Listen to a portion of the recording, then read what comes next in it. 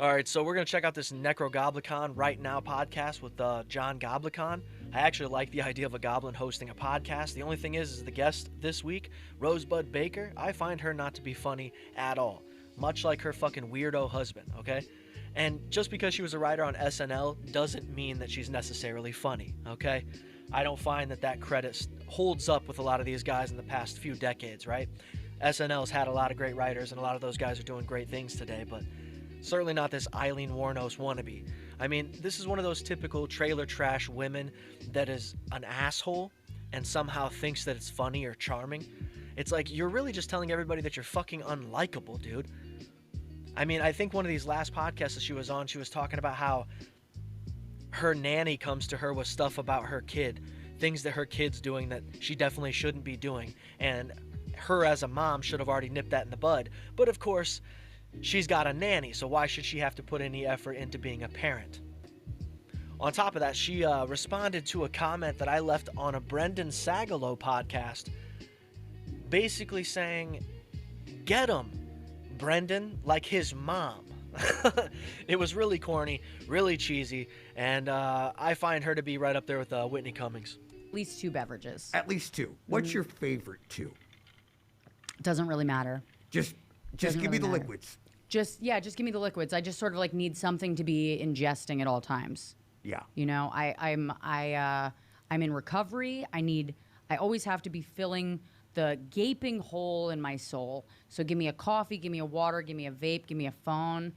You know what? Something to play with. You know, Yeah. I don't, like just some like this, like just a soft fabric I can kind of interesting. sensorily touch. You know? Yeah. Yeah, there's a lot of things that I need to just sort of feel comfortable in the world. You're a girl on the go. You gotta have. Right, but you're also like an adult, you know what I mean? You're an adult, and also, nobody cares. Nobody cares about this. Also, why the fuck is she so jacked? Right? Like, she has more muscle definition than fucking Mark Norman. This is weird. Have your Yeah. things. You gotta have stuff. You Gotta wanna have my your little nice cheese. gadgets. You gotta have your little gadgets. You gotta have your expensive cheese. I need my nicotine lozenges. I need my vape. I might need both at the same time. I need my headphones at all times. I need my phone at all times. Coffee, water, Red Bull. I got chocolates in my purse. I got Milk Duds in my purse. Well, I mean, you got your breakfast, your breakfast chocolates. Yeah. Yeah, that's right. Absolutely. Absolutely. You know what's funny is there's a good chance that most of the things that she's talking about right now are part of her stand-up material. Right? Like the things in my purse. That sounds like girl comedy to me. Wait. I was on the road this weekend. There was chocolates in the green room. I said, give me a fucking handful. Yeah. That's breakfast. What's on a Rosebud rider? And for those who don't know, like a writer is someone who types like this. Mm-hmm. But there's also a rider, which is something you fill out before you get to a venue, where it's like, here's What would some you things like? I would like in a green room or whatever. Yeah. I mean, really drag it out though, John. You know what I mean? Really drag out the non-bit. You know what I mean? Like, there's no funny here.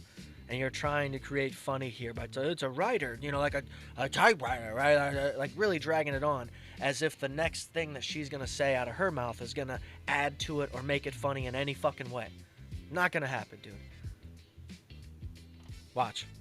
Yes. Yeah. What is Rosebud like in a green room? It used to be sugar-free Red Bull and a bunch of gummy bears. Okay. And then I had a kid, and I was like, I gotta grow up. And so I said, I would like a charcuterie plate.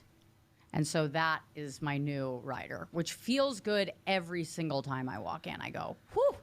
Ooh, I got a kid that I don't hang out with, so let me grow up. Right? Like, I wish I could fully remember what the situation was. Where her nanny came to her about something, I don't know. I think it was on YKWD or some shit, but yeah, she's just an absent parent as well. They all got to make their $500 fucking trips doing stand-up nobody cares about. Who made this choice? I really like this about you, Rosebud. Mm-hmm. You're walking in with your expensive jeans. You're sitting down and you're like, I need some prosciutto. Mm-hmm. I need a couple cheeses. I 3. need some crackers. I need some crackers. cheeses. I need maybe a some jam. olives. You know? Yeah, you have to understand that now this all just makes me feel that much worse for Andy. You know, her husband, because she already seems like a insufferable witch, and then she's also this fucking needy, and definitely doing better in her career than Andy. You know what I mean? He was never a writer on SNL. She's at least got that. Either way, man, I find her insufferable. Let me know how you feel in the comments. But until the next one.